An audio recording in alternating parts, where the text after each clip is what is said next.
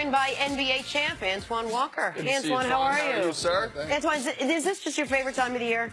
I mean, if you're not playing, it might as well be playoff basketball. Yeah, it's tough because, I always like the NCAA time, too. But this is the best time. Let me start out. Is this your second favorite time of the year, Antoine? If you're not playing, at least you're watching playoff basketball. I nailed that one, guys. That's what I did there. All right, let's talk about it. Hey, remember that one time when we wondered how one of the best teams in the Final Four in basketball, the Warriors, would win without their best player, Steph Curry? And then also remember they cruised past the Spurs in round one?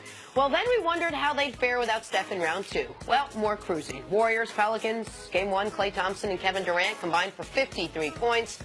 Draynibd had a triple-double, and the Warriors won game one by 22 points. Steph who? However, Thompson did admit the Pelicans did present one problem. It was tiring. Spurs, they're a little older, so they play a little more methodical. They try to beat us up in the half court in the low block.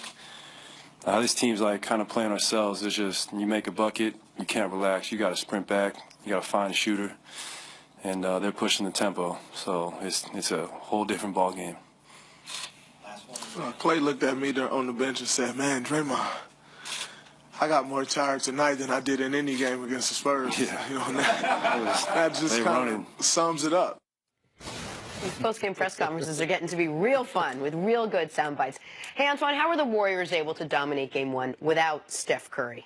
Well, obviously, their bench is better than New Orleans' bench, and that's why the second quarter was just a dominant performance from the bench.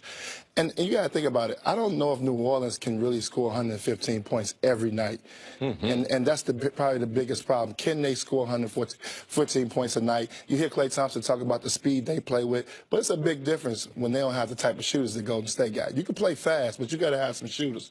I think with New Orleans, they got to try to control the pace, make sure they have better tempo. You got to feature Anthony Davis more in the half-court set. You can't run up and down with Golden State if you don't have those type of shooters. So I think that's where the difference at, in the bench production for New Orleans is not very good.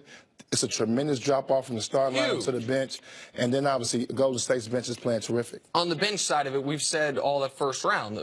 The Pelicans got 4 guys you trust. They don't even have 5, not even a full starting lineup, because you don't really trust Antoine Moore. It's the Brow, Mirotic, and the guards, Holiday and Rondo.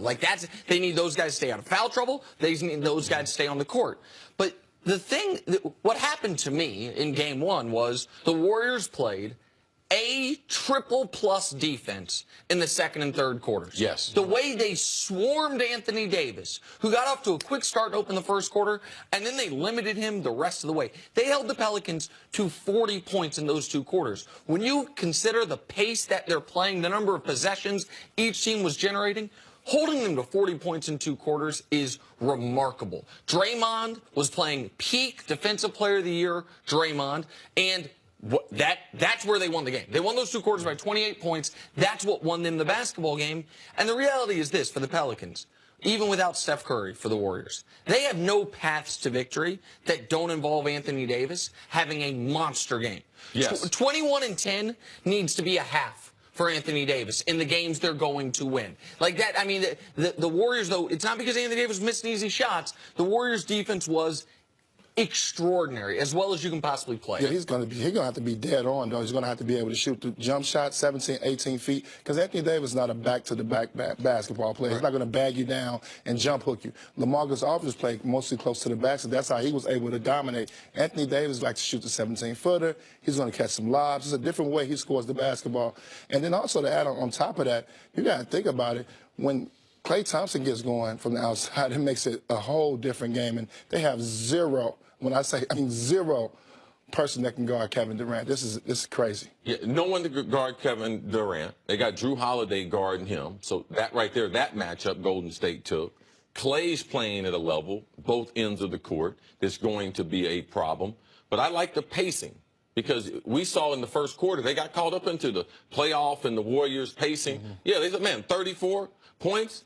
Only giving up 35, like, oh, we're in this game. But after that, the Warriors in their defense began to choke them out. The thing that I saw for the first time probably this playoff was the ball movement. It was the same type of ball movement that they had when Steph was in there. Well, how do they create the same ball movement in round 2 that they couldn't do in round number 1? Well, Iggy and Draymond played a lot better offensively. So it opened up the court. They got 28 points between the two of them. If you get that type of productivity between those two players, you can't beat them. Oh, no. They become impossible. So even without Steph being on the court, their overall spacing because of the other shooters, but their calling card, defense.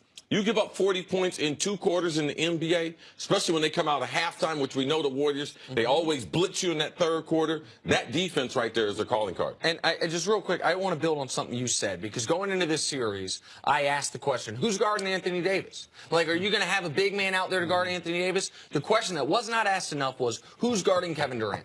We know that no one in the league can shut down Kevin Durant, but there are guys, just like nobody can shut down LeBron, but there are guys that can give him trouble. The Pacers had a few guys that actually, like, you see the big bodies and it's like, oh. Yeah, they gave him trouble. Yeah, he would have got 65. Okay, fair enough, but you know what I mean. They can make it physically more taxing. But to add to that, you got to have bodies. They don't. New Orleans don't have enough bodies to throw at Kevin Durant. Yes. Solomon enough wing defenders. Right. Solomon Hill came in off the bench, but then you're limited after that. Darius Miller's too small to guard him as well, so they don't have enough bodies to throw at him and kills him. And you got to give Steve Kerr a lot of credit too to adjust. I mean, he don't even play JaVale McGee. I was shocked. Yeah. Kevon Looney played 24 minutes. Yeah, JaVale McGee was unbelievable in the Spurs series, and he don't even play him. Yeah, I thought the Pelicans had a chance. When I saw Nick Young out there on the court to start the game, I was like, goodness gracious, like they really have a chance, but they could never get to those matchups, especially the Pelicans. They couldn't get to the matchups where AD. I think they got to take a page from San Antonio to make an adjustment, make it more of a half-court game, and make AD play with his back to the basket, because then you don't get all those perimeter switching, where Golden State is really, really good at that. And now the Warriors may be getting Steph back Tuesday. How much does that change for how the Pelicans are going to game plan this team? I think it's more for Golden State, obviously trying to implement him back into the lineup, figuring out, how many minutes to play him, making sure that he's healthy, because you're looking for a longer run. I think he's going to play. I think you sit him Tuesday, you play him Friday. Because they played this way, because you mentioned this during the break, because of how Game 1 went, you now would give Steph an extra game off because they don't play Game 3 till Friday, so you're effectively giving him an extra 4 days. You wouldn't play in Game 2. Yeah, I just think in the playoffs, your others play better.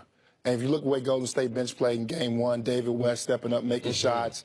Obviously, Cook making some shots. Cook making some shots. So those guys play better at home. You get on the road, Steph Curry gives you that boost, that energy that you're going to need on the road. And then, obviously, you got to start getting some shape.